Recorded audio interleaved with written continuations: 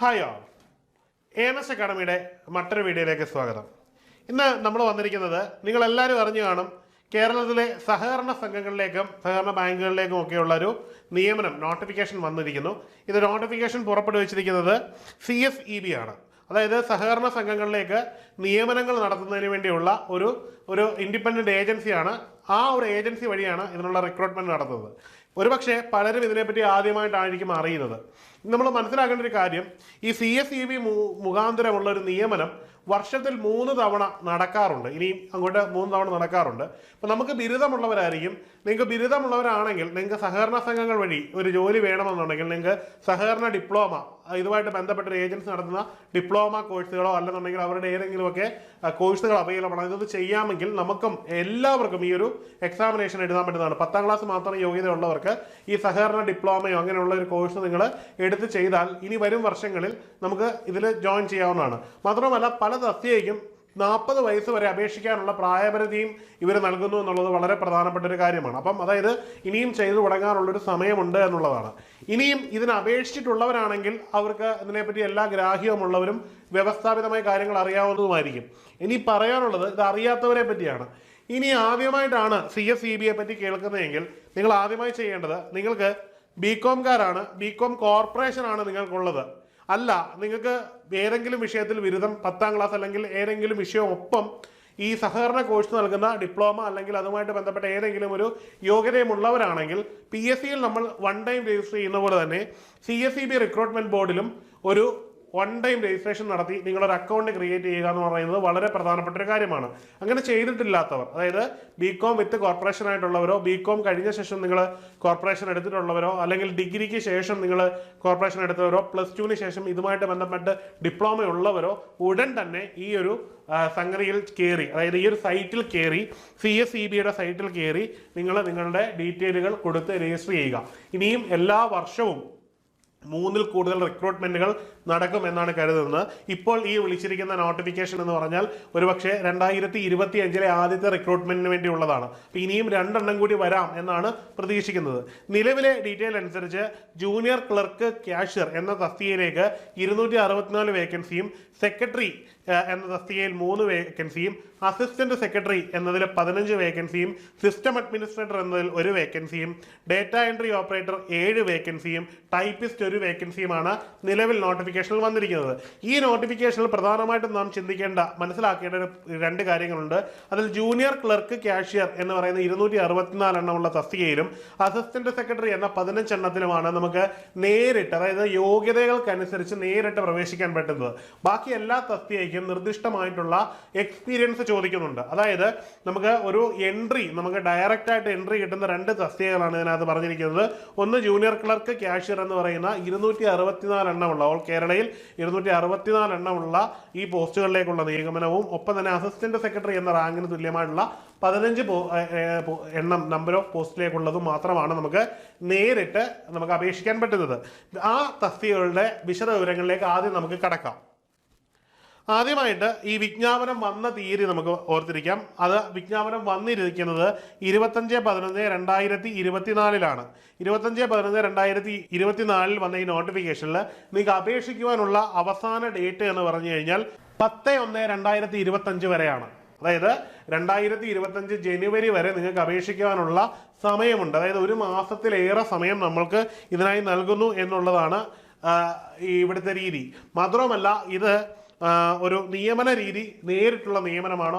അവർ exam നടത്തി അതിനുശേഷം അതാത് സഹകരണ സംഘങ്ങൾ ഇന്റർവ്യൂ കൂടി നടത്തിയായിരിക്കും നിങ്ങളെ സെലക്ട് ചെയ്യുന്നതെന്ന് കൃത്യമായിട്ട് പറഞ്ഞിട്ടുണ്ട്. മാത്രവുമല്ല നിങ്ങൾ ഓർത്തിരിക്കേണ്ട ഒരു കാര്യമുണ്ട്, ഇതൊരു ഗവൺമെന്റ് എംപ്ലോയ്മെന്റ് ആയിട്ട് കൺസിഡർ ചെയ്യരുത്. ഗവൺമെന്റ് എംപ്ലോയ്മെന്റിന് സമാനമായിട്ടുള്ള എംപ്ലോയ്മെന്റ് ആണ്. നിങ്ങൾക്ക് ശമ്പളം തരുന്നതും നിങ്ങളുടെ സാലറി അലവൻസ് ഒക്കെ റിവൈസ് ചെയ്യുന്നതൊക്കെ ഗവൺമെന്റ് തന്നെയായിരിക്കും, അവരുടെ കമ്മീഷനെ വെച്ചുകൊണ്ടായിരിക്കും. എന്നിരുന്നാലും നിങ്ങളുടെ സാലറി എപ്പോഴും ഡിപ്പെൻഡ് ചെയ്യുന്നത് നിങ്ങൾ വർക്ക് ചെയ്യുന്ന സഹകരണ സംഘവുമായിട്ട് ബന്ധപ്പെട്ടായിരിക്കും. അതിന്റെ ക്ലാസിഫിക്കേഷനും അതിന്റെ ലെവലും അനുസരിച്ച് നിങ്ങളുടെ സാലറിയിൽ ചില വ്യത്യാസങ്ങൾ ഉണ്ടാവും. കേരള ഗവൺമെന്റ് സഹകരണ സംഘങ്ങൾക്ക് വ്യത്യസ്തങ്ങളായിട്ടുള്ള ക്ലാസിഫിക്കേഷനുകൾ കൊടുത്തിട്ടുണ്ട്. ആ ക്ലാസിഫിക്കേഷൻ അനുസരിച്ചായിരിക്കും ഈ ഒരു തീരുമാനം ഉണ്ടാകുക. മാത്രമല്ല നിങ്ങളുടെ ജോലിയുമായി ബന്ധപ്പെട്ട കാര്യങ്ങളും റെസ്പോൺസിബിലിറ്റിയിലുമൊക്കെ അതാത് സഹകരണ സംഘങ്ങളുടെ ഭരണസമിതിക്ക് കൃത്യമായ നിയന്ത്രണ അധികാരങ്ങളും ഉണ്ടായിരിക്കും എന്നത് നിങ്ങൾ മനസ്സിലാക്കിക്കൊണ്ടിരിക്കുക.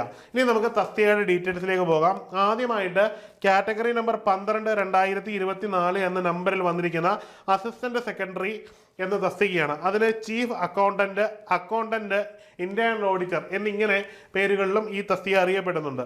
ഇതിൽ വിദ്യാഭ്യാസ യോഗ്യത എന്ന് പറയുന്നത് സഹകരണ നിയമത്തിന് വിധേയമായിട്ട് എല്ലാ വിഷയങ്ങൾക്കും 50% മാർക്കിൽ കുറയാതെയുള്ള ഒരു ബിരുദമാണ്. അതായത് സെക്കൻഡ് ക്ലാസ്സിൽ കുറയാത്ത ഒരു ബിരുദം നിങ്ങൾക്ക് ഉണ്ടായിരിക്കണം.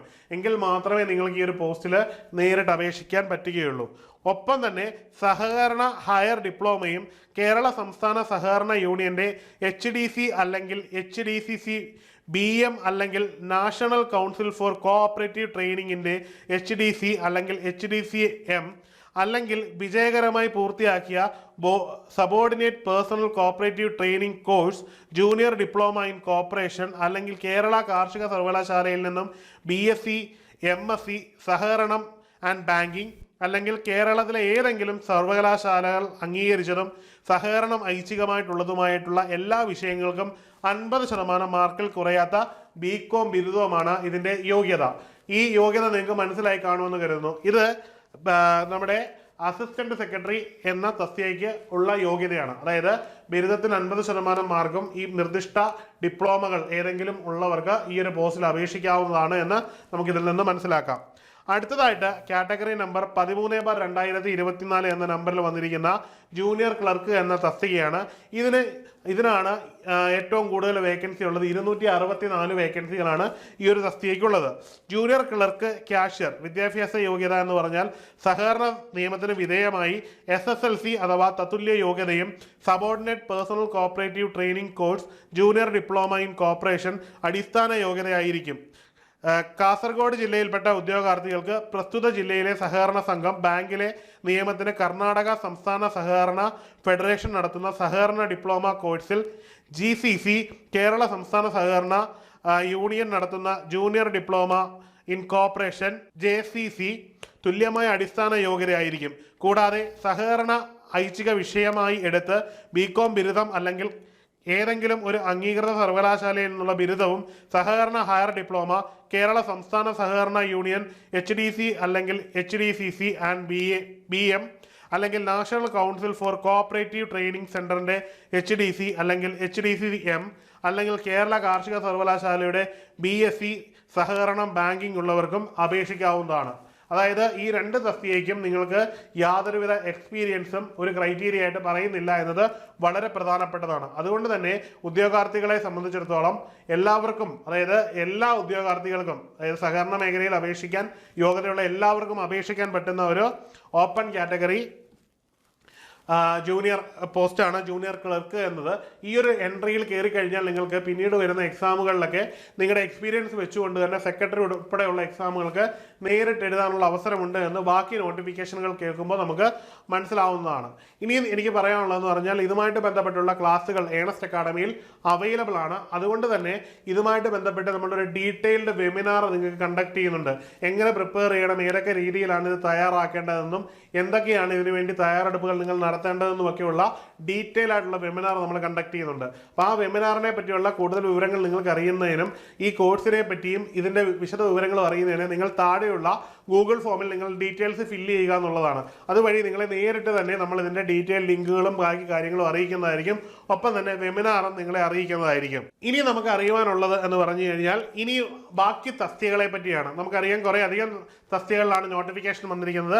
അത് ഏതൊക്കെയാണ് എന്ന് നോക്കാം. ഇവയ്ക്കൊക്കെ ഒരു പ്രത്യേകതയുണ്ട്. ഇവയ്ക്കൊക്കെ എല്ലാവർക്കും അപേക്ഷിക്കാൻ പറ്റില്ല. കാരണം ഇതിനൊക്കെ എക്സ്പീരിയൻസ് ബാധകമാണ്. നമുക്കത് ഓരോന്നായിട്ട് നോക്കാം. ആദ്യത്തേത് കാറ്റഗറി നമ്പർ 15/2024 എന്ന നമ്പറിൽ വന്നിരിക്കുന്ന ഡേറ്റ എൻട്രി ഓപ്പറേറ്റർ ആണ്.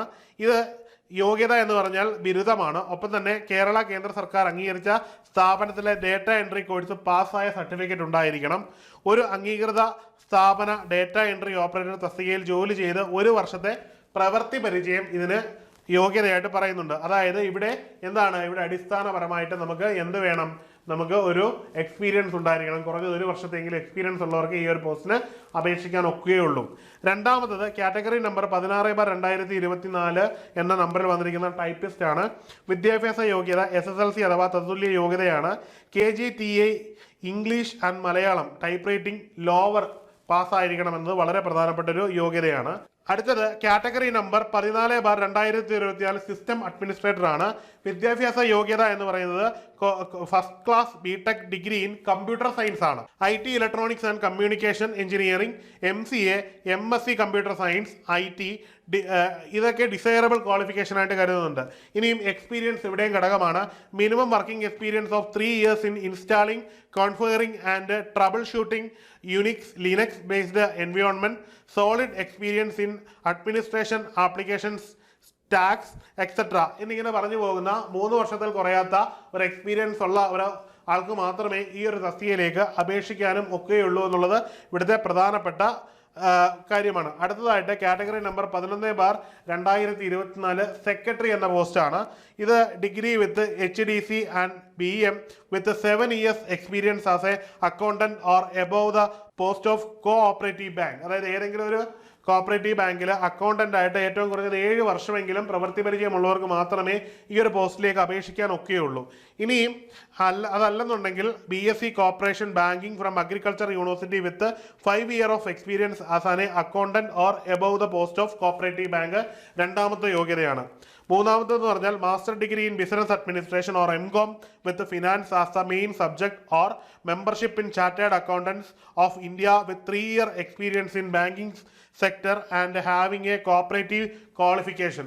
അടുത്ത യോഗ്യത, നാലാമത്തെ യോഗ്യത എന്ന് പറഞ്ഞാൽ BCom ആണ്. BCom corporation with 7 years experience as an accountant or above through the post in cooperative banks as per GORT number 220/2022 care of OP dated 29/3/2022 പ്രകാരമുള്ള യോഗ്യതയും ഇതിന് അടിസ്ഥാന യോഗ്യതയായിട്ട് അവർ പരിഗണിക്കുമെന്നാണ് പറയുന്നത്.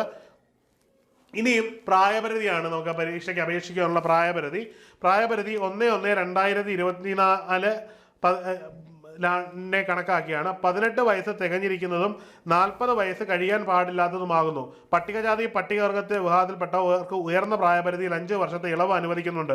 കൂടാതെ പട്ടികജാതി പട്ടികവർഗത്തിൽ ഉൾപ്പെട്ട മുതിർന്ന വ്യക്തിക്കോ അവരുടെ അപ്രകാരമുള്ള മുതിർന്ന അംഗം മറ്റു മതങ്ങളിലേക്ക് പരിവർത്തനം ചെയ്യപ്പെട്ടവരുടെ കുട്ടികൾക്കോ ഉയർന്ന പ്രായപരിധി 5 വർഷത്തെ ഇളവും മറ്റ് പിന്നോക്ക വിഭാഗത്തിനും വിമുക്ത ഭടന്മാർക്കും പൊതുവിഭാഗത്തിലെ സാമ്പത്തികമായി പിന്നോക്കം നിൽക്കുന്ന വിഭാഗങ്ങൾക്കും EWS എന്നിവർക്ക് 3 വർഷത്തെ ഇളവും ഭിന്നശേഷിക്കാർക്ക് 10 വർഷത്തെ ഇളവും വിധവകൾക്ക് 5 വർഷത്തെ ഇളവും ലഭിക്കുന്നതാണ്. ഇനിയും പരീക്ഷയെ പറ്റിയാണ്. സഹകരണ പരീക്ഷ ബോർഡ് നടത്തുന്ന ഓൺലൈൻ പരീക്ഷ 80 മാർക്കിനാണ്. ഒരു സംഘം ബാങ്കിന്റെ യോഗ്യത ലിസ്റ്റിൽ ഉൾപ്പെടുന്ന ഉദ്യോഗാർത്ഥിക്ക് പ്രസ്തുത സംഘത്തിലെ അഭിമുഖം പരമാവധി 15 മാർക്കിനായിരിക്കും. ആയതിനാൽ അഭിമുഖത്തിന് ഹാജരായാൽ മിനിമം 3 മാർക്ക് ലഭിക്കുന്നതാണ്. ബാക്കി 12 മാർക്ക് അഭിമുഖത്തിലെ പ്രകടനത്തിനാണ്. ഇത്രയും ക്രൈറ്റീരിയ വളരെ പ്രധാനമായിട്ടും നിങ്ങൾ ഓർത്തിരിക്കേണ്ടതാണ്. റിട്ടേൺ എക്സാമിനേഷന് ശേഷം ഈ ഒരു മാർക്ക് കൂടി ഇവിടെ വലിയൊരു മാർക്കായിട്ട് മാറും. അതായത് 12 മാർക്ക് വളരെ പ്രധാനപ്പെട്ട ഒരു ക്രൈറ്റീരിയ ആയിട്ട് നിങ്ങളുടെ മുമ്പിൽ ഉണ്ടാകും എന്നുകൂടി ഓർത്തിരിക്കുക. ഇനിയും ഉദ്യോഗാർത്ഥികൾ പരീക്ഷാ ഫീസിനോടൊപ്പം സർക്കാരിന് 13/8/2024 SAUKAI നമ്പർ 17/2024 സഹകരണ ഉത്തരവ് പ്രകാരമുള്ള 18% GST കൂടി അടയ്ക്കേണ്ടതാണ്. വളരെ സിമ്പിളായിട്ട് പറഞ്ഞാൽ എത്രയാണോ എക്സാം ഫീ അതിൻ്റെ കൂട്ടത്തിൽ 18% GST കൂടി അടയ്ക്കണം എന്ന് മാത്രമേ ഉള്ളൂ. ഉദ്യോഗാർത്ഥികൾക്ക് ഒന്നിൽ കൂടുതൽ സംഘം ബാങ്കുകളിലേക്ക് അപേക്ഷിക്കാവുന്നതാണ്. പൊതുവിഭാഗക്കാർക്കും വയസ്സിളവ് ലഭിക്കുന്നവർ ഉൾപ്പെടെയുള്ളവർക്കും ഒരു സംഘം ബാങ്കിന് 150 രൂപയും തുടർന്നുള്ള ഓരോ സംഘം ബാങ്കിന് 50 രൂപ വീതവും അധികമായി പരീക്ഷാ ഫീസ് അടയ്ക്കണം. പട്ടികജാതി പട്ടികവർഗത്തിൽ അപേക്ഷയിലെ സംഘം ബാങ്കിന് 50 രൂപ തുടർന്നുള്ള ഓരോ സംഘം ബാങ്കിനും 50 രൂപയും അധികമായി പരീക്ഷാ ഫീസായി അടയ്ക്കേണ്ടതാണ്. അതായത് നിങ്ങൾ അപേക്ഷിക്കുന്നതിന് 150 രൂപയും ഒരു സംഘവും അതിൽ ഉൾപ്പെടുന്നതായിരിക്കും. അതിനുശേഷം നിങ്ങൾ അപേക്ഷിക്കുന്ന ഓരോ സംഘത്തിനും എക്സ്ട്രാ 50 രൂപ വീതം കൂടി നിങ്ങൾ അടയ്ക്കണം എന്നുള്ളതാണ് ഇവിടുത്തെ അടിസ്ഥാനപരമായിട്ടുള്ള യോഗ്യതയായിട്ട് പറയുന്നത്. അപ്പം എല്ലാവരും അവരവരുടേതായ രീതിയിൽ അപേക്ഷിക്കുമെന്നും അവർക്ക് ഇഷ്ടമുള്ള കാര്യങ്ങൾ ഇഷ്ടമുള്ള സംഘങ്ങളിൽ അപേക്ഷ സമർപ്പിക്കുമെന്നും തീർത്തും നന്നായി പ്രിപ്പയർ ചെയ്ത് ഒരു ജോലി കരസ്ഥമാക്കുമെന്നും കരുതുന്നു. നിങ്ങൾക്ക് ഇതുമായിട്ട് ബന്ധപ്പെട്ട് ജോലിയുമായി ബന്ധപ്പെട്ടും ഈ ഒരു തസ്തികയുമായി ബന്ധപ്പെട്ടും അപേക്ഷയുമായി ബന്ധപ്പെട്ടും വെബിനാറുമായി ബന്ധപ്പെട്ടും ഒക്കെ എന്ത് സംശയമുണ്ടെങ്കിലും നിങ്ങൾക്ക് താഴെയുള്ള ഗൂഗിൾ ഫോം ഫില്ല് ചെയ്യാവുന്നതാണ്. അപ്പം എല്ലാവർക്കും വിജയാശംസകൾ. നന്നായി പഠിക്കുക. ഒരു സെക്യൂരിറ്റി ഉള്ളൊരു ജോലി നിങ്ങൾക്ക് കാത്തിരിക്കുന്നു. അപ്പം മറ്റൊരു വീഡിയോയുമായി കാണാം. Good bye.